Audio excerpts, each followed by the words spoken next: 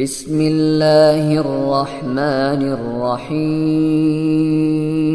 Islamic নতুন নতুন video পেতে আমাদের চ্যানেলটি এখনই সাবস্ক্রাইব করুন এবং সাথেই থাকুন।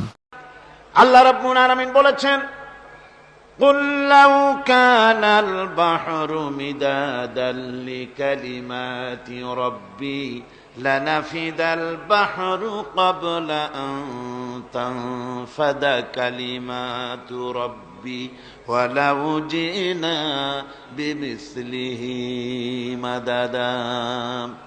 আল্লাহ রাব্বুল আলামিন বলেন, নবী আপনি বলুন, আমার রবের কথাগুলি যদি লেখার জন্যে সমস্ত সমুদ্রের পানিগুলি যদি একত্রিত করে কালি বানাইয়া লেখা শুরু হয়ে যায়, সমুদ্রের সমস্ত পানিগুলি সব শেষ হয়ে যাবে, আমার আল্লাহ পাকের, আমার রবের কালেমার ব্যাখ্যা লেখা শেষ হবে না। আজিম কিতাব আমরা পেয়েছি, আলহামদুলিল্লাহ। কোন খুশি হয়ে বলেন আলহামদুলিল্লাহ। এমন এক আজিম কিতাব, বিরাট কিতাব, সম্মানিত কিতাব আমরা পেয়েছি। আশা করি গত 4 দিনের কথাগুলি আমাদের হৃদয়ের কন্দরে অঙ্কিত হয়ে থাকবে, স্মৃতিপটে ভাস্বর হয়ে থাকবে, যার দ্বারা আগামী দিনগুলি আমরা আমাদের জীবনকে সুন্দর করতে পারবো, মার্জিত করতে পারবো, কোরআনে করিমের আলোকে জীবন গড়তে পারবো। আল্লাহর কাছে তৌফিক চাই, সবাই বলুন আমিন। আজকে আপনাদের সামনে আলোচনা করতে চাই খলাকাল ইনসান আল্লামাহুল বায়ান। তিনি মানুষ সৃষ্টি করেছেন। আজকে আপনাদের সামনে বলা হবে মানব সৃষ্টি রহস্য। আল্লাহ পাক যেহেতু সৃষ্টিকর্তা, তিনি সৃষ্টি করেছেন। আমাদেরকে কে সৃষ্টি করেছেন বলুন? সকলে বলুন, আমাদের স্রষ্টা কে? তিনি আমাদেরকে সৃষ্টি করেছেন। যেহেতু তিনি আমাদের সৃষ্টি করেছেন, সেহেতু আমাদের সঠিক রাস্তা, সঠিক পথ বলে দেওয়ার দায়িত্ব কার? সেই আল্লাহ পাকের। যেহেতু সৃষ্টি করেছেন তিনি, রাস্তা বলে দেওয়ার দায়িত্ব সেই আল্লাহ পাকের। কোরআন মাজিদে এই কথাটি অনেক জায়গায় আল্লাহ পাক বলেছেন। যেমন সূরা আল-লাইলের ভিতরে বলা হয়েছে, ইন্না আলাইনা লাল হুদা। আমার উপরে এটা দায়িত্ব, পথ কর্মপদ্ধতি প্রদর্শন করা, রাস্তা দেখানো, এটার দায়িত্ব হচ্ছে আমি আল্লাহ পাকের। রাস্তা দেখাবেন কে? আল্লাহ পাক। অনেকে বলে যে আল্লাহ পাক কি রাস্তা দেখাবেন? কি হয়েছে ভাই? ভিডিও শুনলে একটু বসুন, আমি বলি শোনেন আপনারা। বিষয়টা হচ্ছে, আমি বুঝতে পেরেছি আপনাদের অসুবিধা এতটুকুন যে আপনারা আমাকে দেখতে পাচ্ছেন না। তবুও আমি মাঝে মধ্যে ওই ভিডিওর এপাশ ওপাশ করব যাতে করে দেখতে পান। ভিডিওটা সরাবার জন্য অনুরোধ করবেন না, কারণ এই ভিডিওর মাধ্যমে আপনারা তো সরাসরি তাফসীর শুনছেন আর দেখছেন। এই ভিডিওর মাধ্যমে গোটা পৃথিবীতে বাংলাদেশি মুসলমান দুনিয়ায় যত জায়গায় আছে, এই ভিডিও চলে যাচ্ছে ইউরোপে, আমেরিকায়, মধ্যপ্রাচ্যে। আর এর দ্বারা অনেক ইহুদি, অনেক খ্রিস্টান, অনেক বৌদ্ধ, অনেক হিন্দু, অনেক মজুসি ইসলাম কবুল করার সুযোগ পাচ্ছে। বলেন রব্বানা লাকাল হামদ। একটুখানি আমাকে না দেখার এই কষ্টটুকুন বরদাস্ত করুন, একটু ধৈর্য ধরুন। তবু আমি আপনাদেরকে উকি ঝুঁকি মারবো যেন দেখতে পান। আপনাদের এই ধৈর্যের কারণে আল্লাহ সুবহানাহু ওয়া তাআলা আপনাদেরকে মেহেরবানি করবেন, আপনাদেরকে রহমত করবেন। আমরা সবাই বলি আমিন। ভাইরা আমার, আল্লাহ পাক পথ দেখিয়েছেন, আল্লাহ পাক রাস্তা দিয়েছেন। মরুভূমির ভিতরে যে রব্বুল আলামিন পথের নিশানা তৈরি করে দিলেন, যেখানে গভর্নমেন্ট রাস্তা বানাতে পারে না, মরুভূমির ভিতরে যিনি পথের নিশানা বানালেন মানুষ যেন না হারায়। যে আল্লাহ রাব্বুল আলামিন দুর্গম পাহাড়ের ভিতরে গিরিপথ তৈরি করে দিলেন, মানুষ যেন হারায় না যায়। সমুদ্রের ভেতরে নাবিকরা দিনের বেলায় সূর্যের আলো দেখে পথ চলে, রাতের আধারে সে যেন গভীর সমুদ্রের ভিতরে হারায় না যায়। আল্লাহ তাই আকাশের ভিতরে তারকা মণ্ডলী খচিত করে রেখেছেন। সমুদ্রের নাবিকেরা, জাহাজের নাবিকেরা তারকা দেখে দেখে পথ নির্ণয় করে নেন। যে মাবুদ রাস্তা বানালেন জঙ্গলের ভিতরে, পাহাড়িয়া এলাকার ভিতরে, যে মহান প্রভু রাস্তা বানালেন, নিশানা বানালেন মরুভূমির ভিতরে, যিনি রাস্তা দেখায় দিলেন গভীর সমুদ্রের ভেতরে, সেই আল্লাহ রব্বুল আলামিন আমরা দুনিয়ার বুকে মানুষেরা অন্ধকারে মরবো, রাস্তা হবে না, এমনটি তো হতেই পারে না। আল্লাহ রব্বুল আলামিন আমাদের জন্য রাস্তা বানায়েছেন। মহান আল্লাহ রব্বুল আলামিন বলেন, ওয়ালাল্লাহি কাসদুস সাবিলি ওয়া মিনহা জাইরুন। আল্লাহ পাক বলেন, সোজা রাস্তা, সোজা পথ বলে দেওয়ার দায়িত্ব আমি আল্লাহর। যেখানে রয়েছে অসংখ্য বাঁকা পথ, অসংখ্য বাঁকা পথ যেখানে, যে পৃথিবীতে, সেখানে সোজা রাস্তা বলে দেওয়ার দায়িত্বটা কার? জোরে বলেন কার? আল্লাহ শুধু সৃষ্টি করেন না, সৃষ্টি করেন, শিক্ষা দেন, পথ বলে দেন, পথটাও বাকি রাখেন না, পথটাও তিনি বলে দিয়ে দেন। হযরতে মূসা আলাইহিস সালামের কাছে ফেরাউন প্রশ্ন করল, তুমি যে রবের দাবি করছো, যে একজন রব আছেন, সে রবের পরিচয় কি? তোমার সেই রব কে? হযরতে মূসা আলাইহিস সালাম যে জবাবটা দিলেন, কি সুন্দর জবাব! এক কথার ভিতরে সমস্ত কথা সন্নিবেশিত হয়ে গেছে। ফেরাউনের প্রশ্নের জবাবে রব কে, এ কথার জবাব দেওয়া যায়, হাজার হাজার পৃষ্ঠা লেখা যায়। রবকে, তার পরিচিতি। আমি যদি এখন শুধু রব শব্দের ব্যাখ্যা করি, তাফসীর করি, রাত শেষ হয়ে যেতে পারে, ইনশাআল্লাহ ব্যাখ্যা দেওয়া যাবে। কিন্তু মূসা আলাইহিস সালাম কি সুন্দর একটা জবাব দিয়া দিলেন রবকে। শোনো, রব্বুনাল্লাযী আ'তা কুল্লা শাইইন খালকাহু সুম্মা হাদা। রব হচ্ছেন সেই, আমার প্রভু হচ্ছেন তিনি, যিনি সমস্ত সৃষ্টিকে, সমস্ত মাখলুকাতকে যিনি সৃষ্টি করেছেন, আর সৃষ্টি করার পর তার চলার জন্য পথ তৈরি করে দিয়েছেন। তিনি হচ্ছেন আল্লাহ পাক, যিনি সৃষ্টি করেন আর পথের দিশা দেন। তিনি হচ্ছেন আল্লাহ পাক, তিনি হচ্ছেন রব। শুধু বানান না, বানাবার পরে তার প্রয়োজনটাও মিটায় দেন। আল্লাহ পাক সেই আল্লাহ বলছেন, খালাকাল ইনসানা আল্লামাহুল বায়ান। তিনি মানুষ সৃষ্টি করেছেন। আমি সম্ভবত দ্বিতীয় দিনে আপনাদেরকে বলেছিলাম, মানুষ বানর থেকে আসে নাই, মানুষ ওরাং ওটাং থেকে আসে নাই, মানুষ শিম্পাজি থেকে আসে নাই, মানুষ বাঁদরের গোষ্ঠী নয়, মানুষ এসেছে মাটি থেকে, আদম থেকে। মানুষের পূর্বপুরুষ হচ্ছেন হযরতে আদম আলাইহিস সালাম। মানুষের পূর্বপুরুষ কে? আদম আলাইহিস সালাম। আর মানুষের পূর্বপুরুষ হচ্ছেন আদম আলাইহিস সালাম, আর তার উৎপত্তি হচ্ছে মাটি থেকে। মানুষ এসেছে আদম থেকে, আদম এসেছে মাটি থেকে। এখন আল্লাহ পাক বলছেন যে আমি হচ্ছি তোমার স্রষ্টা, আমি তোমাকে বানাইছি। কোরআনে কারীমে কথা এভাবে বলছে, কাইফা তাকফুরুনা বিল্লাহি ওয়া কুনতুম আমওয়াতান ফাহিয়াকুম সুম্মা ইউমীতুকুম সুম্মা ইউহয়ীকুম সুম্মা ইলাইহি তুরজাউন। হে মানুষ, তোমরা কিভাবে কুফরি করো, অস্বীকার করো, আল্লাহর সাথে নাফরমানি করো? কিভাবে করো? যে আল্লাহ তোমাকে, তুমি ছিলে মৃত্যু, তোমাকে আল্লাহ পাক জিন্দা করেছেন। সুতরাং মানুষ জন্মের পূর্বে সব মৃত্যু ছিল, একথা তো আজ বিজ্ঞান সম্মত কথা, বৈজ্ঞানিক সত্য কথা। মানুষ জন্মের আগে মৃত্যু ছিল। কিভাবে? মানুষের উৎপত্তি কোত্থেকে এলো? কোরআনে কারীম তা পরিষ্কার করে বলছে, তোমাকে কিভাবে সৃষ্টি করেছে তুমি দেখো। সন্তান মায়ের জরায়ুতে আসার পূর্বে সে ছিল পিতার শুক্রকীট আর মায়ের ডিম্বাণু, অর্থাৎ স্পার্মটোজন এবং ওভাম, এই দুটি জিনিসের মধ্যে সে বিভক্ত ছিল। মায়ের বক্ষপিঞ্জর এবং পিতার পৃষ্ঠদেশ থেকে সবেগে নির্গত এক ফোঁটা পানি দিয়ে আমি আল্লাহ পাক তোমাকে সৃষ্টি করেছি।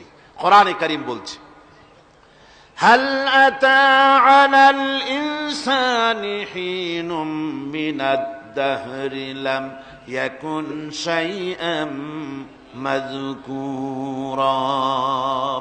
মানুষের জীবনে কি এমন এক সময় এসেছিল না যখন সে উল্লেখযোগ্য বিষয় বস্তু হিসাবে পরিগণিত ছিল না? তোমার নাম ছিল না, পরিচয় ছিল না, কিছুই ছিল না, দুনিয়ার কেউ তোমাকে জানতো না, শুনতো না। আমি আল্লাহ পাক তোমাকে সৃষ্টি করেছি। তুমি কোত্থেকে এলে? কোরআনে কারীম থেকে তা জেনে নাও। আল্লাহ রাব্বুল আলামিন বলেন, ইন্না খালাকনাকুম মিন তুরাবিন সুম্মা মিন নুতফাতিন সুম্মা মিন আলাকাতিন সুম্মা মিন মুদগা। আমি রব্বুল আলামিন তোমাকে সৃষ্টি করেছি, মাটির উপাদান দিয়ে তৈরি করলাম। মা বাপের, পুরুষের স্পার্মটোজন আর মহিলাদের ওভাম দুটোতে মিলে মায়ের গর্ভের ভিতরে নাপাক পানি ফোটাকে জমাট রক্তে পরিণত করে দিলাম। এই জমাট রক্তকে গোশত বানালাম, কচি কচি হাড় দিয়ে একটা বডি, একটা স্ট্রাকচার তৈরি করলাম। তারপরে ফাকাসাউনাল ইযামা লাহমা, গোশত দিয়ে, রগ দিয়ে, চামড়া দিয়ে সুন্দর করে ছাউনি দিয়া মায়ের গর্ভের ভিতরে আমি আল্লাহ রব্বুল আলামিন তোমাকে বানাইছি। মায়ের পেটের ভিতরে ফি কারারিম মাকিন, একটি সুরক্ষিত জায়গায় তোমাকে আমি রেখে দিলাম, যেখানে কোনো রোগ, কোনো জার্ম যেখানে পৌঁছতে পারবে না, কোনো অসুবিধা হবে না। এমন একটা জায়গায়, এমন একটা ইন্টেনসিভ কেয়ার ইউনিটের ভিতরে রেখেছি। সুবহানাল্লাহ। একটা ইন্টেনসিভ কেয়ার ইউনিট যেখানে কোন রকমের কোন জার্ম প্রবেশ করে বা করবার কোনো ক্ষমতা নাই কারো। এমন একটা যে একটা প্যাকেট, সুন্দর একটা প্যাকেট, একটা কভারের মধ্যে তোমাকে তৈরি করা হলো মায়ের পেটের মধ্যে। তারপরে আজকে তুমি কুফরি করতেছো, আজকে আমাকে অস্বীকার করছো। ওই গর্ভের ভেতরে আমি ইচ্ছে করলে রক্তের পিণ্ডের আকারে মায়ের গর্ভ থেকে আবর্ষণ করে দিতে পারতাম, দুনিয়ার মুখ দেখতে পারতে না। মায়ের পেটের ভেতর থেকে মরা সন্তান হিসাবে বের করে দিতে পারতাম, বিকলাঙ্গ করে বের করে দিতে পারতাম, পঙ্গু করে বের করতে পারতাম। পারতেন না? আল্লাহ রাব্বুল আলামিন বলেন, কেমনে বানালাম? খলাকাল ইনসান, মানুষ আমি সৃষ্টি করেছি মায়ের পেটের ভিতরে বসে। যখন ক্ষুধার উদ্রেক হলো, রুহু যখন এসে গেল, ক্ষুধা লাগলো, খাবারের প্রয়োজন হলো, আমি কেমনে খাওয়ালাম? দুনিয়ার কোন মা বাপ, কোন নেতা, কোন ডাক্তার, কোন চিকিৎসা বিজ্ঞানী মায়ের পেটের সন্তানের খাবার সরবরাহ করতে পারে না। আল্লাহ পাক বলেন, তুমি কি খাবে? ব্যবস্থা আমি করেছি। মায়ের মাসিক অসুখকে বন্ধ করে দিয়ে মায়ের নাভির সঙ্গে তোমার নাভির সাথে তার লাগাইয়া দিয়েছি, আর ওই তারের মাধ্যমে রক্ত বের করে দিয়া মায়ের রক্ত দিয়ে তিল তিল করে তোমারে বড় করেছি। রক্তটা মুখে লাগাই নাই, মুখে লাগলে পরে নাপাক রক্ত, মুখটা নাপাক হয়ে যাবে। নাভির ভিতর দিয়ে পাস করে দিলাম, মুখটাকে পবিত্র রেখে দিলাম, যাতে করে দুনিয়ায় আসার পর আমার পবিত্র বানানো মুখখানা দিয়া এই দুনিয়ায় বসে তোমার আল্লাহর পবিত্র নামের জিকির করতে পারো। এমন সুন্দর করে মায়ের পিঠের ভিতরে তৈরি করলাম, হাত দিলাম, পা দিলাম, সুন্দর করে বানালাম, এমন নিখুঁত করে বানালাম, তাকায়া দেখো নিজের দিকে, সুন্দর করে বানালাম। এরপরে কি করলাম? সুম্মা নুখরিজুকুম তিফলা, বাচ্চার আকারে মায়ের পেট থেকে আস্তে করে বের করে নিয়ে আসলাম। সুবহানাল্লাহ বিহামদিহি। আস্তে করে মায়ের পেট থেকে নিয়ে এসেছি পৃথিবীর বুকে। পৃথিবীতে যখন আসলে তখন তোমার অবস্থাটা কি ছিল? ক্ষুধার যন্ত্রণায় যদি মরেও যেতে, কান্দা ছাড়া ভাষা নাই। ভাষা আছে? কোন হুঁশ ছিল আমাদের? কোন জ্ঞান ছিল? আল্লাহ রাব্বুল আলামিন বলেন, আল্লাহু আখরাজাকুম মিন বুতুনি উম্মাহাতিকুম লা তা'লামুনা শাইআ, মায়ের গর্ভ থেকে এমন অবস্থায় বের করে এনেছি যখন তোমার কোনো হুঁশ নাই, জ্ঞান নাই, কথা বলতে পারো না, পায়খানার ভিতরে পড়ে থাকো, ট্যাটা করে কান্দা ছাড়া পথ নাই, পানির পিপাসায় গলা শুকায় যায়, কান্দা ছাড়া পথ নাই, মনের তোমার মুখের কোনো ভাষা নাই কান্না ছাড়া। আমি তোমার এমন আল্লাহ, আমি তোমার এমন স্রষ্টা, আমি তোমার এমন রব। তোমার ভাষা নাই বলে মায়ের কলিজার ভেতরে আমি তোমার প্রতি এক দুর্বিনীত মহব্বত পয়দা করে দিয়েছি। তোমার কান্না তোমার মায়ের বুকের মধ্যে শেল বিঁধে যায়। তুমি যখন কাঁদো, কান্নার আওয়াজ যখন মায়ের কানে চলে যায়, হাজারো কাজ ফেলে মা দৌড়াইয়া বাচ্চারে কোলে নেয়। কি খাবে কেউ তৈরি করে না। আল্লাহ রাব্বুল আলামিন বলে, বান্দারে দুনিয়ায় আসার আগে তুমি কি খাবে, খাবারের বন্দোবস্ত আমি আল্লাহ করেছি, আমি এমন স্রষ্টা। তুমি দুনিয়া আসার 6 মাস আগে তোমার মায়ের বুকের ওপরে তোমার খাদ্য গরম করে আমি আল্লাহ রিজার্ভ করে রেখে দিয়েছি। সেই খাদ্য শুধু খাদ্য নয়, রোগের প্রতিষেধক, এটা ওষুধ। আজ বিজ্ঞানীরা, চিকিৎসা বিজ্ঞানীরা বলছেন মায়ের দুধ সন্তানের খাদ্যের, মায়ের দুধের চাইতে কোনো বিকল্প কিছুই নাই। সন্তান পৃথিবীতে এলে মায়ের প্রথম দুধটা, গ্রামে গঞ্জে অশিক্ষিত এলাকায় প্রথম দুধটা ফেলে দেয়, এটাকে মনে করে এটা খারাপ, এটা খাওয়াতে নাই, তাহলে ধনুষ্টঙ্কার হবে, হাবিজাবি কথা বলে। আল্লাহ দুধ বানাইছে বাচ্চার ধনুষ্টঙ্কার হওয়ার জন্যে। মায়ের ওই প্রথম দুধটা হচ্ছে সন্তানের জন্য সমস্ত রোগের প্রতিষেধক। সে ছিল পেটের ভিতরে একটা কাভারের মধ্যে, ওখানে কোনো জার্ম ছিল না, কোনো রোগ জীবাণু ছিল না। ও পৃথিবীতে এসেছে যেখানে অক্সিজেনের ভেতরে জার্ম রয়েছে, বাতাসের ভিতরে জার্ম রয়েছে, যার পরিবেশটা খারাপ হয়ে আছে। মানুষের শ্বাস প্রশ্বাসে, নিঃশ্বাসে হাজারো রোগ জীবাণু ঘুরছে। এই রকমের একটা পৃথিবীতে এসেছে। আসার পরে কচি স্বাস্থ্য, কচি শরীর, কচি হার্ট, কচি লাংস, সেটাকে প্রতিরোধ করবে কি করে? সেজন্য আল্লাহ পাক মায়ের দুধের ভিতরে সমস্ত রোগের প্রতিষেধক দিয়ে দিয়েছেন। সুবহানাল্লাহ।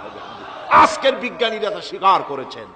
অনেক মা তার সন্তানকে দুধ দেন না, নিজের শরীর স্বাস্থ্য ভালো রাখার চিন্তা করে বাচ্চাকে দুধ খাওয়ান না।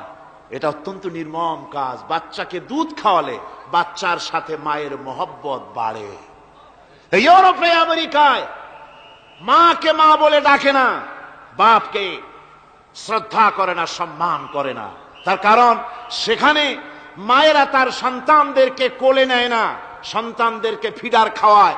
আর আমি নিজের চোখে দেখেছি মায়েরা ইউরোপে, আমেরিকায় যখন শপিং এ আসে, তখন রাস্তায় যখন আসে, তখন ওই পুশ চেয়ার গুলিতে বাচ্চাকে শোয়াইয়া, বাচ্চা এভাবে পুশ চেয়ারে করে ঠেলে নিয়ে যায়, আর কুত্তার বাচ্চাগুলি কোলে করে ঘুরে বেড়ায়। কুত্তার বাচ্চা কোলে নেয়, নিজের বাচ্চা পুশ চেয়ারে করে ঠেলে। সেই জন্য মায়ের প্রতি সন্তানের মহব্বত হয় না, সন্তানেরও মায়ের প্রতি কোনো শ্রদ্ধা জাগে না। আল্লাহর কি ব্যবস্থা! মায়ের কলিজার মধ্যে মহব্বত পয়দা করে দিয়েছেন আল্লাহ পাক।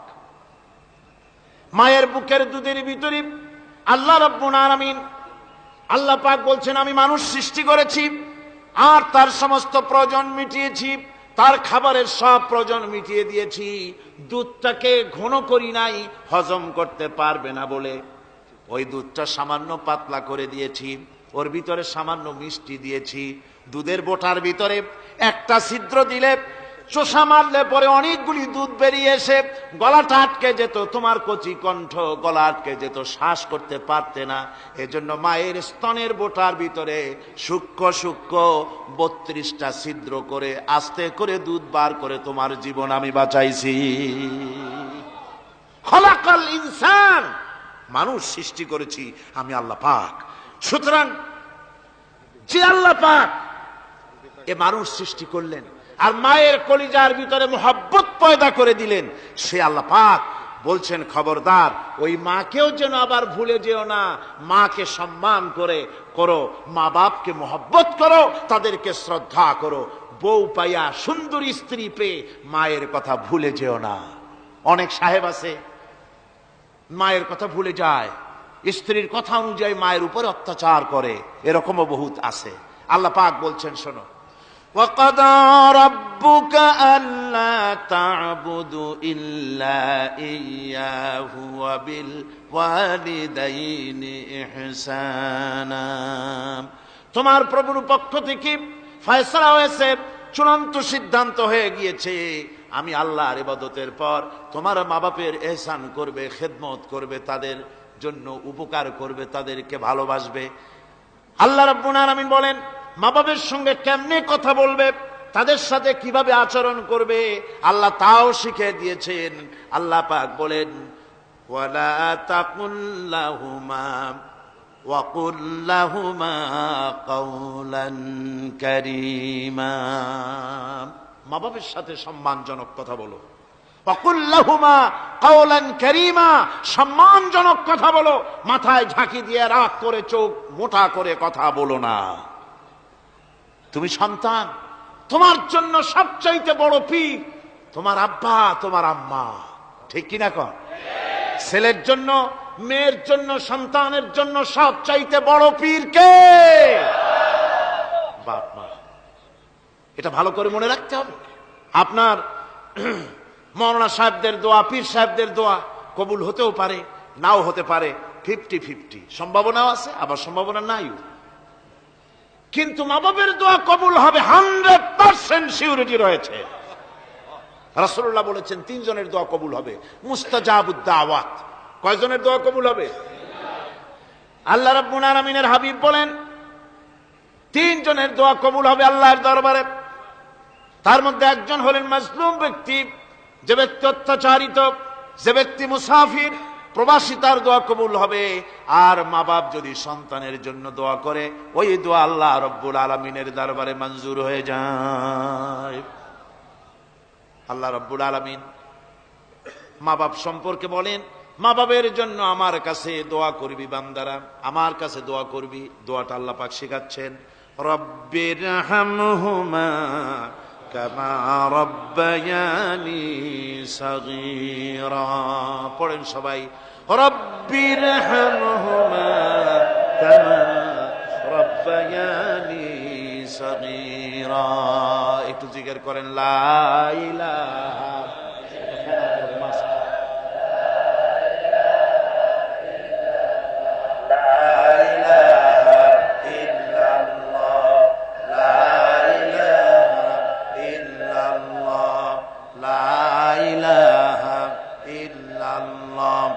লা ইলাহা ইল্লাল্লাহু মুহাম্মাদুর রাসূলুল্লাহ। আমার ভাইরা, আল্লাহ পাক শিখাচ্ছেন বান্দা তোর মা বাপের জন্য আমার কাছে দোয়া কর। আয় আল্লাহ, আয় রব, আয় আমার প্রভু, আমার মা বাপ যেমন ছোটবেলায় আমাকে স্নেহের কোলে লালন পালন করেছে, আয় আমার আল্লাহ তুমি আমার মা বাপকে তোমার রহমতের কোলে লালন পালন করো। আল্লাহ শিখাই দিয়েছেন। আমার ভাইরা, প্রত্যেক নামাজের পরে এই দোয়াটা ভুলে যাবেন না। ভুলে যাবেন? ভুলে যাবেন? আমার ভাইরা, আমার বোনেরা, সবাই প্রত্যেক নামাজের পরে পড়বেন রব্বির হামহুমা কামা রব্বায়ানি সগীরা। এই দোয়া করতে কেউ ভুলে যাবেন না। আল্লাহ রাব্বুল আলামিন বলে বান্দারে ওয়া ওয়াসাইনাল ইনসানা বিওয়ালিদাইহি ইহসানা حملته أمه كرها ووضعته كرها।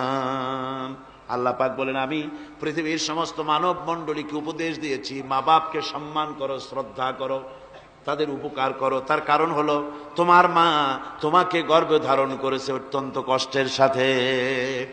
আল্লাহ বলতেছেন মা তোমাকে গর্ভ ধারণ করেছে অত্যন্ত কষ্টের সাথে, এরপরে তোমাকে ডেলিভারি করেছেন অত্যন্ত কষ্টের সাথে, তোমাকে ডেলিভারি করেছেন। আমার ভাইয়েরা, জনাব অধ্যাপক মফিজুর রহমান সাহেব আমাকে বলছেন যে মাহফিলের চতুর্দিকে তার কাছে, ওনাদের কাছে রিপোর্ট এসেছে এক শ্বাসরুদ্ধকর পরিবেশ সৃষ্টি হয়ে গিয়েছে। মহিলাদের ভেতরে 3 জন নাকি সেন্সলেস হয়ে পড়েছেন, এত প্রচন্ড ভিড় হয়েছে সেখানে। আমি আপনারা দোয়া করুন আল্লাহ যেন এই মাহফিলকে সুন্দর রূপে পরিচালিত করে দেন, রহমতের হাওয়া যেন বহায় দেন। জোরে কোন আমিন, আরো জোরে কোন আমিন। আমি দেখতে পাচ্ছি আপনারা ঠাসাঠাসি করে বসেছেন, তারপরেও আল্লাহ পাক কোরআন শরীফে বলেছেন, তোমরা যদি অপর ভাইকে একটু জায়গা করে দাও, নিজের জায়গা কম করে, আল্লাহ বেহেশতের মধ্যে তোমার জায়গা বাড়াই দিবেন। আল্লাহ পাক কোরআন শরীফে বলেছেন। আমি সমস্ত মুসলমান একজনও দাঁড়াবেন না, এক বান্দা দাঁড়াবেন না। বসা অবস্থায় আপনারা সামনের দিকে চেপে আসেন। এই মঞ্চের দিকে বসা অবস্থায় সমস্ত মানুষ নড়ে চড়ে বসেন, হরকতে বরকত হবে। নড়ে চড়ে বসেন। আর এই ফাঁকে দাঁড়াবেন না, খবরদার। বসা অবস্থায় মঞ্চের দিকে চেপে আসেন আর জোরে সোরে মহব্বতের সাথে জিকির করেন, লা ইলাহা ইল্লাল্লাহ, লা ইলাহা ইল্লাল্লাহ, লা ইলাহা।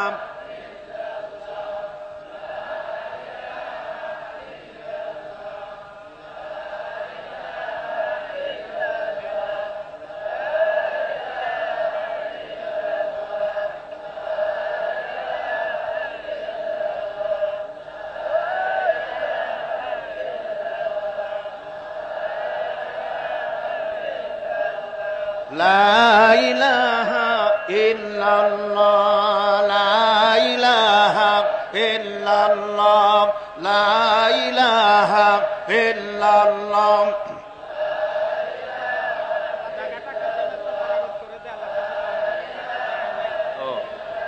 লা ইলাহা ইল্লাল্লাহ মুহাম্মাদুর রাসূলুল্লাহ। মোহতারাম বন্ধুবর, হযরত মাওলানা শামসুদ্দিন সাহেব মাদ্দাজিল্লুহু বলছেন যে আল্লাহর কাছে দোয়া করেন না, আল্লাহ মাঠটারে বড় করে দিক। আল্লাহ পারেন না? পারেন না? অবশ্যই পারেন। আল্লাহ পাক সকলের জন্য আসান করে দিন। তবে মনে রাখবেন, এত বড় রহমতের মাহফিল জীবনে আর একবার পাবো কোনো নিশ্চয়তা নাই। আহা, কোনো নিশ্চয়তা নাই। এত বড় বরকতের মাহফিল, রহমতের মাহফিল, জান ভরে শুনুন আর আরাম করে বসুন। হাঁটা চলা বন্ধ করুন। নিতান্ত প্রাকৃতিক কারণ ছাড়া ওঠা বসা করার চেষ্টা না করাটাই ভালো। আল্লাহ পাক বলছেন, আমি গোটা বিশ্বের সমস্ত মানব মণ্ডলীকে উপদেশ দিয়েছি, মা বাপের খেদমত করো, সম্মান করো। কেন? মা তোমাকে পেটে ধারণ করেছে বড় কষ্টের সাথে। কে বলছেন এ কথা? আমার আল্লাহ বলতেছেন, পেটে ধরতে খুব কষ্ট হয়েছে। আপনাকে পেটে রেখে মায়ের কত কষ্ট হয়েছে সে কথা বোঝার জন্য আপনার গর্ভবতী স্ত্রীর দিকে তাকায় দেখেন। আপনার স্ত্রী যখন গর্ভবতী হবে তখন দেখবেন তার অবস্থাটা কি।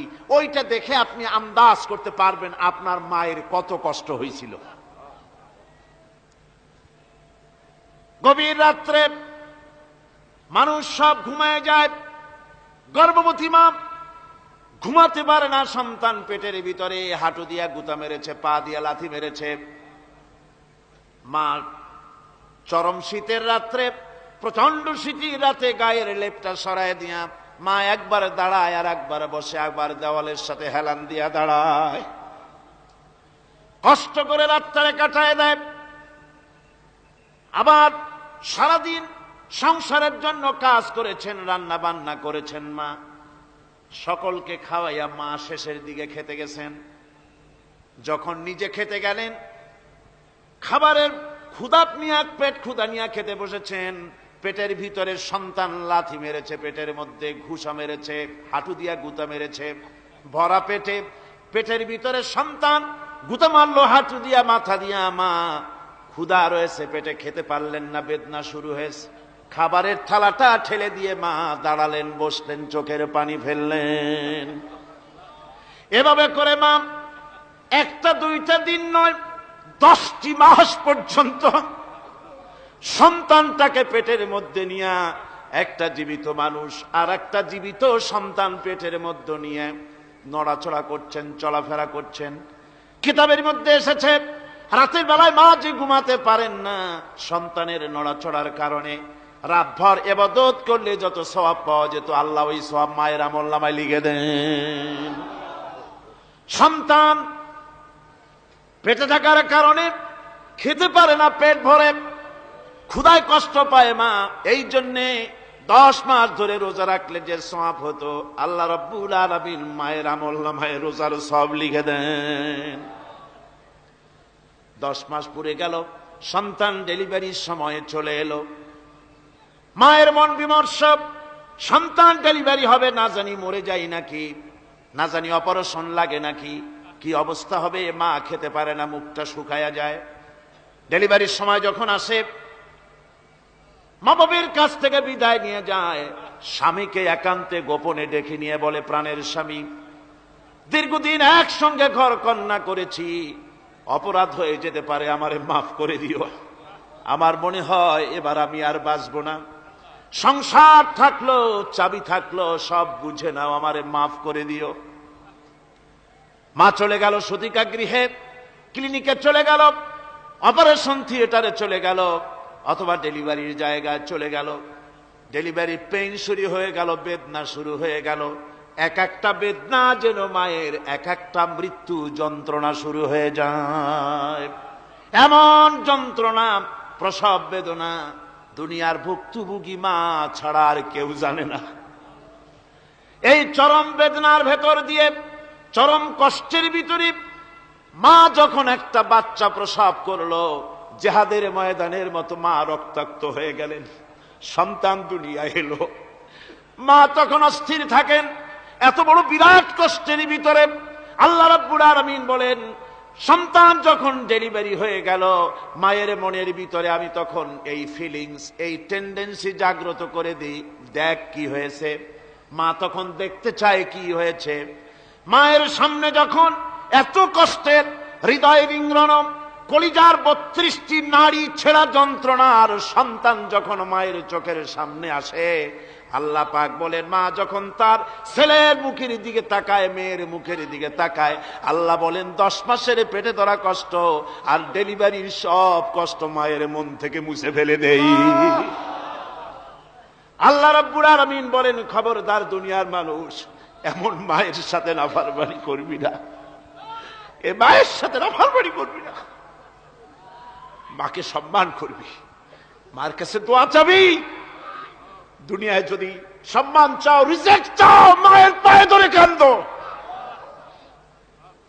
মায়ের জাতি অনেক সম্মান তার। রাসূল করিম সাল্লাল্লাহু আলাইহি সাল্লামকে প্রশ্ন করা হয়েছে, হুজুর খেদমত করবো কার? হুজুর কয় মায়ের। তারপরে কার? হুজুর কয় মায়ের। তারপরে কার? হুজুর বলেন মায়ের। তারপরে কার? তোমার পিতার। 3 গুণ। তোর মায়ের মর্যাদা 3 গুণ বেশি, তোর বাপের চাইতে মর্যাদা বেশি। সুবহানাল্লাহ পড়েন। আর আজকে ইসলামের শত্রুরা তারা বলে যে ইসলাম নারীর অধিকার আদায় করে নাই। নারীর অধিকার ইসলাম দেয় নাই তো কে দিয়েছে?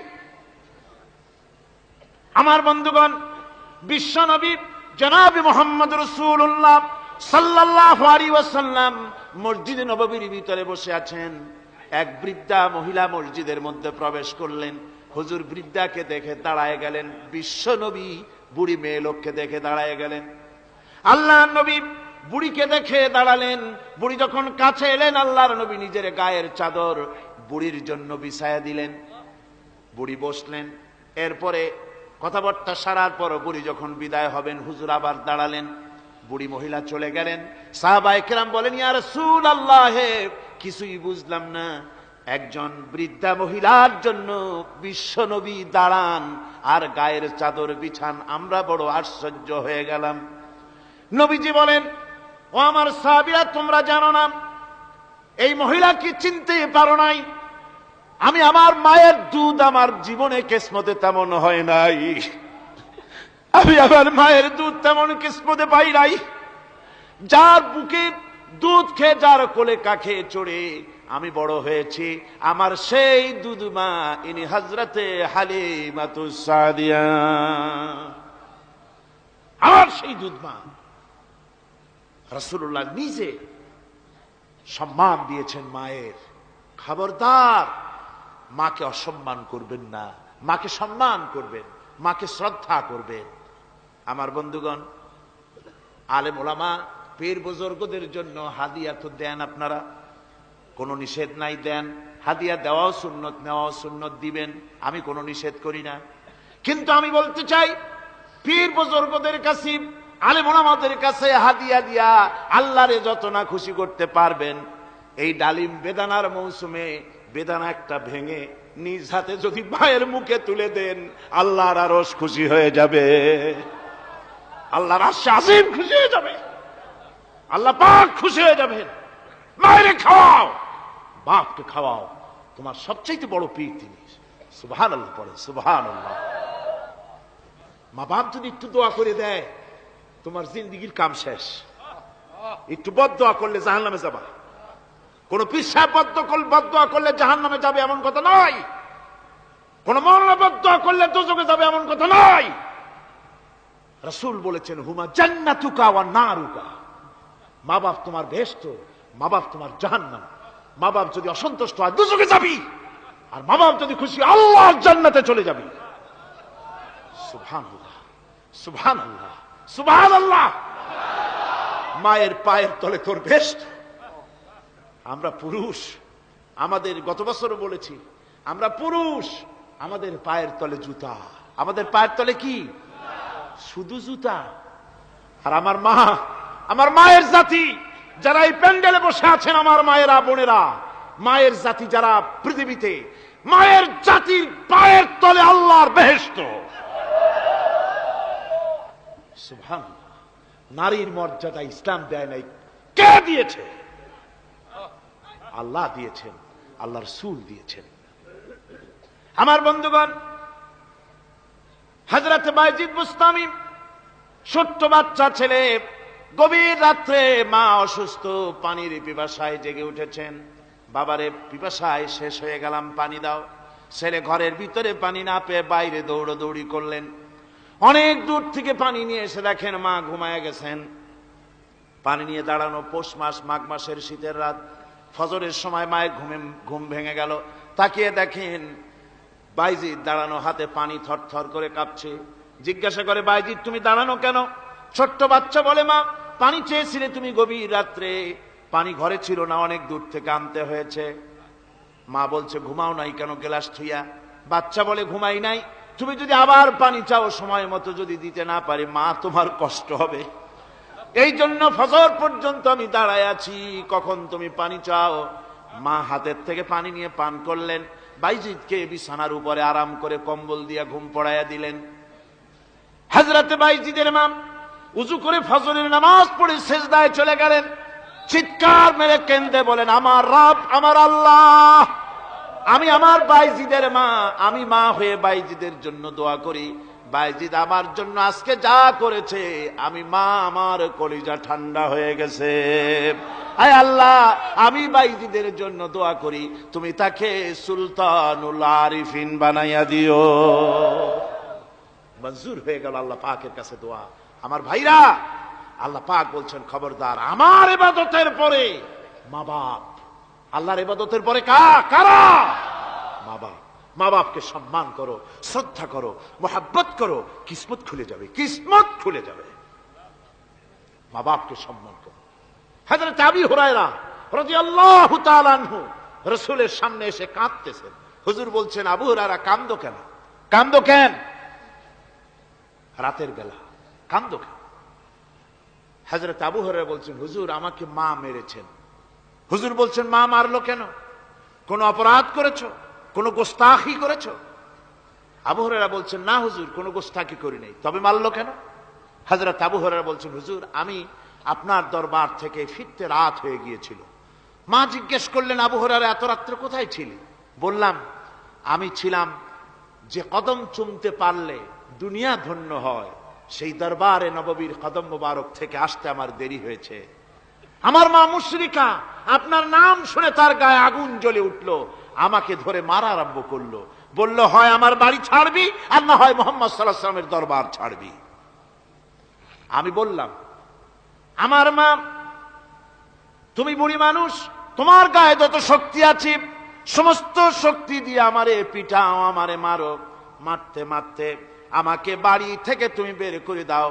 তোমার বাড়ি শুদ্ধ, তাম দুনিয়া ছেড়ে দিতে পারি, আল্লাহর নবীর কদম মোবারক ছেড়ে দিতে পারি না। তোমার মা তোমাকে মেরেছে, তুমি আমার কাছে নালিশ করছো? আমার তো এখানে ইন্টারফেয়ার করার কিছুই নেই। সুবহানাল্লাহ, সুবহানাল্লাহ।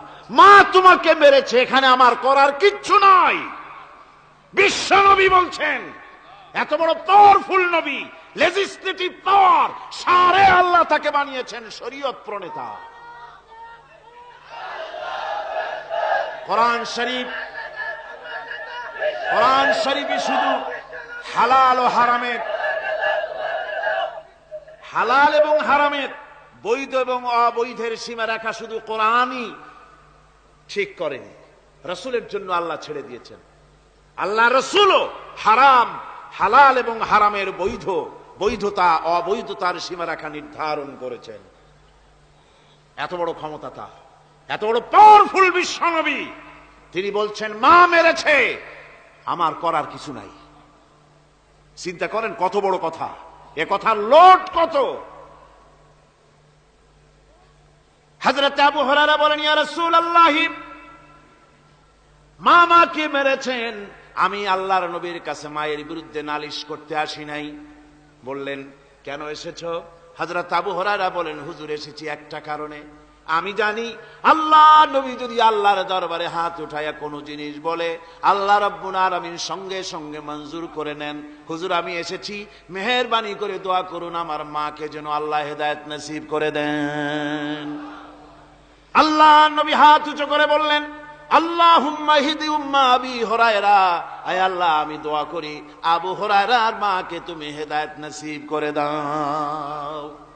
রাসূলুল্লাহ দোয়া করছেন আর আবু হুরায়রা সমানে দৌড়াচ্ছেন। তিনি দৌড়াচ্ছেন, পেছন থেকে কয়েকজনে আবু হুরায়রার জামা টেনে ধরেছে, দৌড়ো। তাদের জানা আবু হুরায়রা খুব ভদ্রলোক মানুষ, কোন ঝড় ঝামেলার মধ্যে থাকে না, রাগ সাগ করে না, চিৎকার মারে না, দৌড় মারে না, এত ভদ্র শরীর, দৌড়ায় কেন? না জানি কোন বিপদ বুঝি ঘটে গেছে। পিছন থেকে জামা টেনে ধরে বলে, দৌড়াও কেন?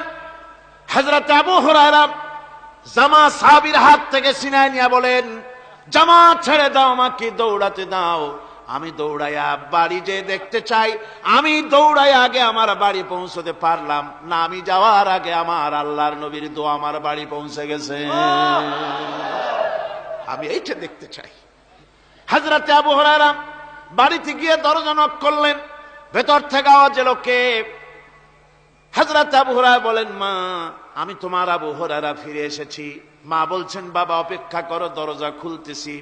হযরত আবু হুরায়রা বলেন, মায়ের গলার আওয়াজের ভিতরে শিরকিয়াতের কর্কশতা পেলাম না, মায়ের গলার আওয়াজের ভিতরে তাওহীদের গন্ধ পেলাম। আমার মনে হলো নবীজির নিক্ষিপ্ত তীর তার নিশানায় পৌঁছে গেছে। কিছুক্ষণ পর মা আমার বেরিয়ে এলেন, মাথা থেকে চুলের থেকে, বুড়ি মানুষ, সাদা চুলের ভিতর থেকে পানি পড়তেছে। মা বলল, বাবারে তোমারে মারার পর আমি বড় অনুতপ্ত হয়েছি, অনুশোচনা করেছি, আমি গোসল করেছি, মনে মনে ভাবলাম আমার ছেলে তো কোনো খারাপ জায়গায় যায় নাই, কেন তারে মারলাম? আমি বড় লজ্জায় পড়েছি তোমারে মেরে। ও আমার আবু হুরায়রা, আমি গোসল করেছি, পবিত্র হয়ে গেছি, জলদি করে আমাকে নিয়ে চলো বিশ্ব নবী জনাবে মুহাম্মদুর রাসূলুল্লাহর দরবারে। হযরত আবু হুরায়রার মা ঘোষণা করলেন, আশহাদু আল্লা ইলাহা ইল্লাল্লাহু ওয়াহদাহু লা শারীকা লাহু ওয়া আশহাদু আন্না মুহাম্মাদান আবদুহু ওয়া রাসূলুহু। আমার ভাইরা, মা বাপ সবচেয়ে সম্মানের জিনিস। আল্লাহর ইবাদতের পরই মা বাপের খেদমত করতে হবে। আল্লাহ পাক বলছেন, বান্দারে দেখ, মায়ের পেট থেকে আনলাম, মায়ের বুকের মধ্যে মহব্বত পয়দা করলাম, এত মহব্বত দিলাম তোর উপরে, যে কোনো বিদেশে যান, যেখানে যান, বাড়িতে ফিরলে পরে সকলে, ছেলে মেয়ে ভাই বোন সবাই দেখবে সুটকেসে আমার জন্য আনছে কি, সবাই চিন্তা করবে আমার জন্য কি এনেছে। একমাত্র মা সন্তানের মুখের দিকে তাকাবে, কখন খাইছে সে। সুবহানাল্লাহ, সুবহানাল্লাহ, আমার বাসার মুখখানা শুকনা, তুই বুঝি আজকে কিছু খাইস নাই। বিদেশে যেসব সন্তান থাকে, মা কাটা কবুতরের মতো ছটফট করে। আমার ছোটবেলার কথা আমি দেখেছি, সরসিনা মাদ্রাসায় পড়তাম, আব্বা টাকা দিতেন মাদ্রাসায় যাওয়ার সময়, আবার মা আবার মুরগির ডিম বিক্রি করা, বিভিন্ন জিনিস বিক্রি করা বা বাজার করা পয়সা, উদ্বৃত্ত কিছু পয়সা আব্বার অজান্তে আমার হাতের মুঠার মধ্যে দিয়ে দিতেন। যখন মাদ্রাসার দিকে রওনা হয়েছি, পর্দার আড়াল থেকে দরজা থেকে দেখতাম, যতক্ষণ তাকায় দেখতেছি চোখ থেকে পানি দর দর করে পড়তেছে। সুবহানাল্লাহ, মা কি জিনিস! আল্লাহ আল্লাহ আল্লাহ।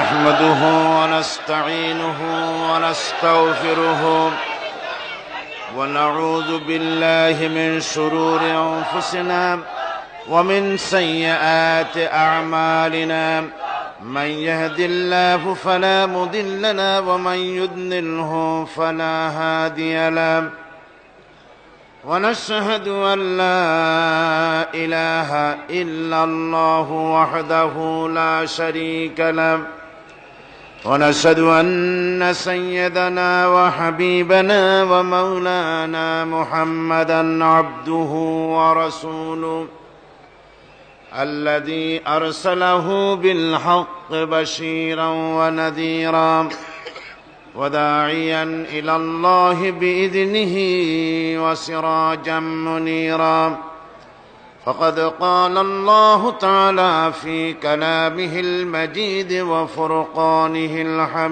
الحميد أعوذ بالله من الشيطان الرجيم بسم الله الرحمن الرحيم إن الله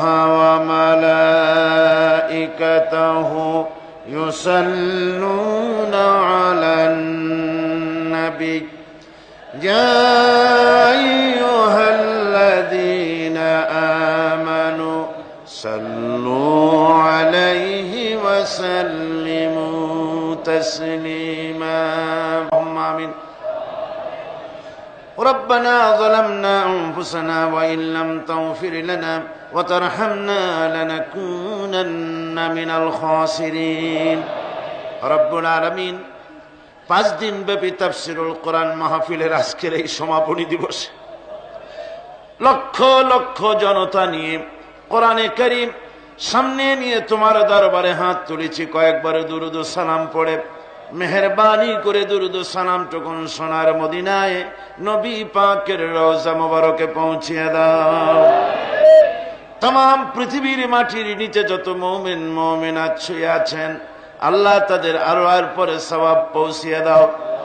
রব্বুল আলামিন এ মাহফিলের আয়োজন যারা করেছেন আর শোনার জন্য যারা এসেছেন, কিয়ামতের দিন মুসিবতের সময় এ মাহফিল আমাদের সকলের জন্য নাজাতের ওসিলা বানিয়ে দিও আল্লাহ। ইয়া রব करम तू अगर करे वो बात दे जुबां को जो दिल पर असर करे। रब्बना तक़ब्बल मिन्ना इन्नका अंतस समीउल अलीम व तुब अलैना इन्नका अंतत तव्वाबुर रहीम। सुब्हान रब्बिका रब्बिल इज्जति अम्मा यसिफून व सलामुन अलल मुरसलीन আলহামদুলিল্লাহি রাব্বিল আলামিন। সম্মানিত জনাবে সাহেবে সদর আল্লামা হযরত মাওলানা শামসুদ্দিন সাহেব আতালাল্লাহু উমরুহু ওয়া বারাকাল্লাহু ফি হায়াতিহি। हजरात उलमाए किराम, মাশায়েখে ইজাম, সম্মানিত সুধীমণ্ডলী, বন্ধু সাংবাদিক বৃন্দ, দেশ বিদেশ থেকে আগত কোরআনের পাগল, কোরআনের খাদিম, কোরআনের সৈনিক, আমার মুসলমান ভাই, পর্দার আড়ালের বোনেরা, আসসালামু আলাইকুম ওয়া রাহমাতুল্লাহি ওয়া বারাকাতুহু। আমরা মহান আল্লাহ তাবারক ওয়া তাআলার দরবারে লাখো কোটি শুকর আদায় করি, লক্ষ কোটি সজুদ পেশ করি যে মহান আল্লাহ সুবহানাহু ওয়া তাআলা আজ ঐতিহ্যবাহী বীর চট্টলার ঐতিহাসিক প্যারেড ময়দানকে এবং তার পার্শ্ববর্তী সমস্ত রাস্তাঘাট পুরা এলাকাকে তার গোলামদের দিয়ে ভরে দিয়েছেন।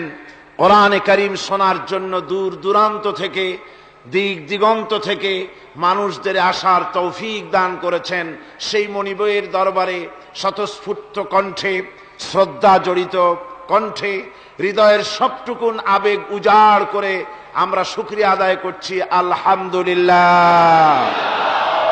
মহব্বতের সাথে জোরে সোরে সবাই পড়েন আলহামদুলিল্লাহ। রব্বানা লাকাল হামদ হামদান কাসীরান তাইয়্যিবান মুবারাকান ফি ইয়া রাব্বি লাকাল হামদু কামা ইয়ানবাগি লিজালালি ওয়াজহিকা ওয়া আযীমি সুলতানিক। বিশাল বিস্তীর্ণ আকাশের মালিক, গোটা বিশ্ব গ্রহ নক্ষত্র সৌররাজি নবমণ্ডল ভূমণ্ডল সমস্ত সৃষ্টি জগতের মালিক, কায়নাতের মালিক আল্লাহ সুবহানাহু ওয়া তাআলার দরবারে আমরা আমাদের প্রাণ উজাড় করা শুকরিয়া আদায় করলাম। তিনি যেন মেহেরবানি করে আমাদের এই মাহফিলকে মঞ্জুর ফরমান। কোরআনে কারীম শোনার জন্য আপনারা ছুটে এসেছেন। আপনাদেরকে মাহফিলে আসার জন্য ইসলামী সমাজ কল্যাণ পরিষদ কোনো পয়সা কড়ির ব্যবস্থা করেনি। করেছে? বাস ভাড়া দিয়েছে, ট্রাক ভাড়া দিয়েছে, রিক্সা ভাড়া দিয়েছে, খাবারের পয়সা দিয়েছে, বরং আপনাদের পকেট থেকে পকেট উজাড় করে তাদেরকে পয়সা দিতে হচ্ছে, ঠিক না? এই লক্ষ লক্ষ জনতার উত্তাল ঢেউ সমুদ্রের তরঙ্গমালার মতো উপচে পড়েছে আজকের এই প্যারেড ময়দানে। কিসের উদ্দেশ্যে? কোনো সন্দেহ নাই, কোনো সন্দেহ নাই। আল্লাহর কসম, আল্লাহর জালালের কসম, এই উপচে পড়া উত্তাল মানুষের ঢেউ আল্লাহর কসম সাইদির জন্য নয়, এই উত্তাল তরঙ্গ উপচে পড়েছে আল্লাহর কোরআনের জন্য। আল্লাহ পাকের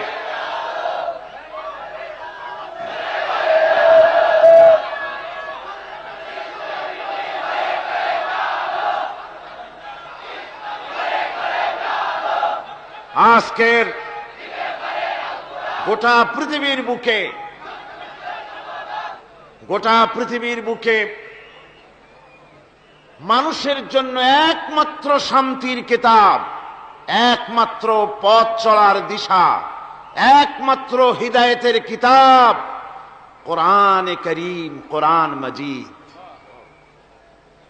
পৃথিবীর জন্মলগ্ন থেকে এ পর্যন্ত শোষক শোষিতের দ্বন্দ্ব নয়, দ্বন্দ্ব শ্রমিক আর মালিকের নয়। পৃথিবীর জন্মকাল থেকে নিয়ে পর্যন্ত যে সংগ্রাম আর দ্বন্দ্ব চলছে, সে দ্বন্দ্ব হচ্ছে সত্য আর মিথ্যা, হক আর বাতিলের দ্বন্দ্বই চিরন্তন। পৃথিবীতে আল্লাহর খিলাফতকে, কোরআনের রাজকে, আল্লাহর দেওয়া বিধানকে পৃথিবীর বুক থেকে মুছে ফেলার জন্য শয়তান হয়েছে বদ্ধপরিকর।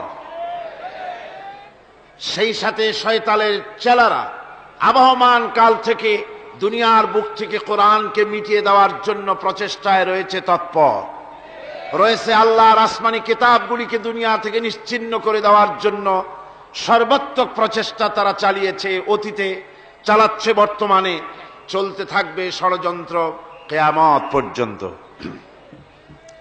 এই হাজারো ষড়যন্ত্রের মধ্য দিয়ে হাজারো ষড়যন্ত্রের মধ্য দিয়ে ষড়যন্ত্রের সমস্ত জালকে ছিন্ন করে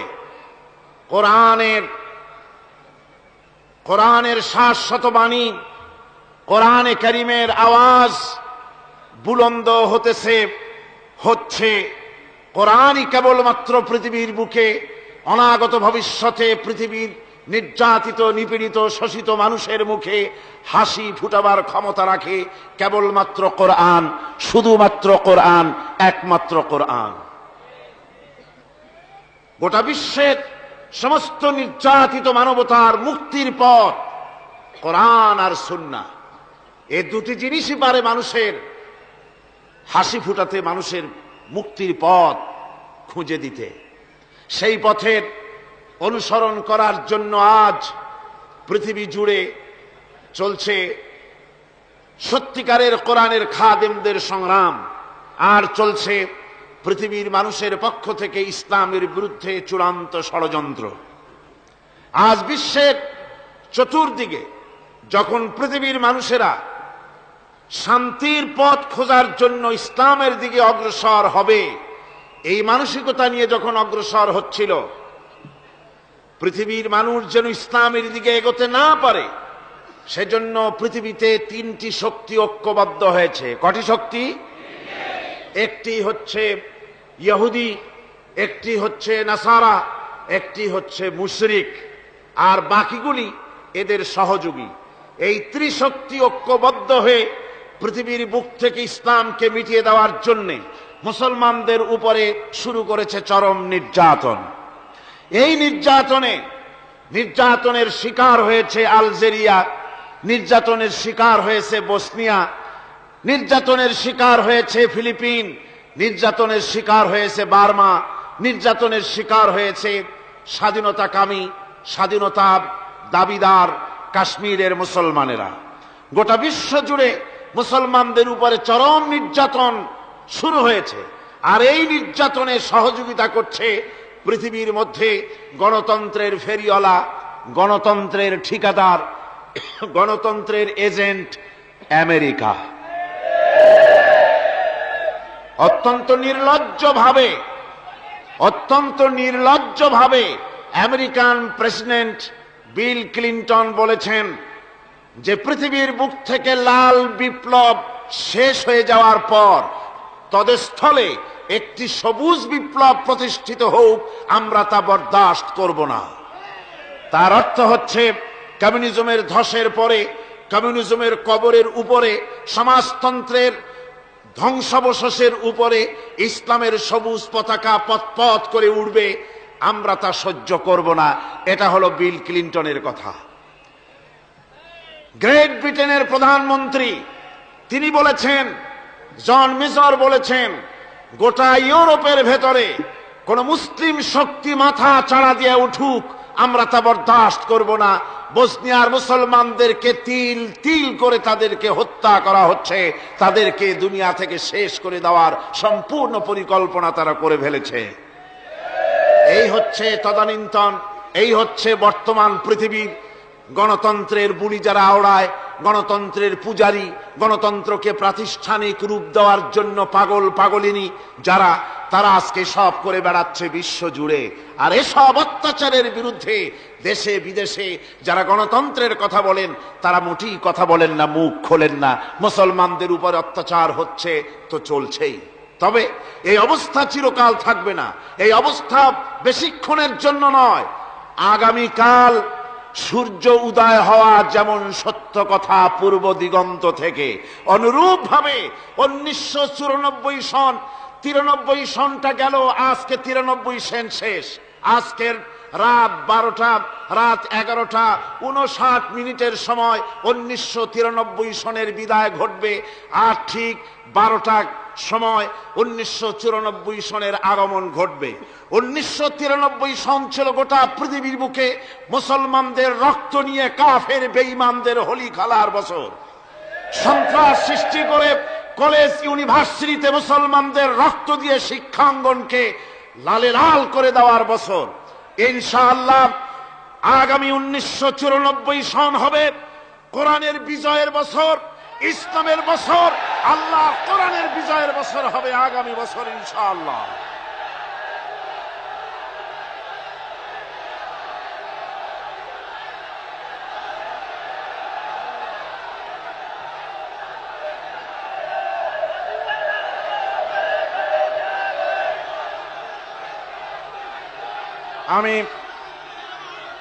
আসুন কোরআনে কারীম থেকে আমরা সে কথাগুলি আলোচনা করি।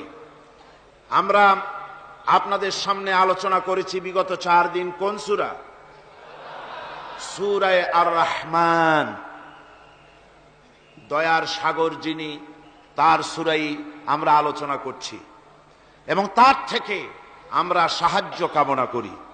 আজকে আসুন আমরা শয়তানের ওয়াসওয়াসা থেকে আল্লাহ পাকের কাছে পানাহ চেয়ে নিয়ে যথারীতি কোরআন থেকেই সরাসরি আলোচনা শুরু করি। পড়ুন সবাই পুরুষোচিত কণ্ঠে, সকলে একযোগে পড়েন। আউযু বিল্লাহি মিনাশ শাইতানির রাজীম। বিসমিল্লাহির রাহমানির রাহিম। বিতাড়িত মরদুদ শয়তানের ওয়াসওয়াসা থেকে পানাহ চেয়ে আল্লাহ পরম করুণাময় তার পবিত্র নামে আমরা শুরু করছি। আর রহমানু আল্লামাল কুরআন খালাকাল ইনসানা আল্লামাহুল বায়ান আশ-শামসু ওয়াল কমারু বিহুসবান والنجم والشجر يسجدان والسماء رفعها ووضع الميزان ألا تطغوا في الميزان وأقيموا الوزن بالقسط ولا تخسروا الميزان والأرض وضعها للأنام فيها فاكهة والنخل ذات الأكمام والحب ذو العصف والريحان فبأي آلاء ربكما تكذبان সাদাকাল্লাহুল আযীম। সূরা আর রহমান আমরা আপনাদের সামনে আলোচনা করেছিলাম প্রথম দিনে আল্লাহ পাকের রহমান, তার রহমানিয়ত সম্পর্কে, তার দয়া সম্পর্কে বলেছিলাম। গোটা বিশ্ব চরাচরে, গোটা সৃষ্টি জগতে যা কিছু করুণা আল্লাহর, যা কিছু দয়া আল্লাহর, সবচাইতে বড় দয়া, সবচাইতে বড় করুণা, সবচাইতে বড় রহমত যে তিনি মানুষকে কোরআন শিক্ষা দিয়েছেন, আমাদেরকে কোরআন দান করেছেন। এটি হচ্ছে সবচাইতে বড় রহমত। এরপরে দ্বিতীয় দিন আল্লামাল কোরআন এর ব্যাখ্যা করতে গিয়ে দ্বিতীয় দিনে আমরা বলেছি কোরআনে কারীমের পরিচিতি। তৃতীয় দিনে ওই একই আয়াতের ব্যাখ্যা দিতে গিয়ে আমরা বলেছি কোরআনের বৈশিষ্ট্য, কোরআনে কারীমের মর্যাদা, কোরআনে কারীমের নাজিলের উদ্দেশ্য। চতুর্থ দিনে আমরা আপনাদের সামনে আলোচনা করেছি ওই একই আয়াতের আল্লামাল কোরআন, একই আয়াতের ব্যাখ্যা করতে দিয়ে কোরআনে কারীমের দাওয়াত, কি জন্য কোরআন পৃথিবীতে এসেছে, দাওয়াতটা কি? সে দাওয়াত ছিল তাওহীদকে প্রতিষ্ঠা করা, শিরককে বর্জন করা আর জীবনে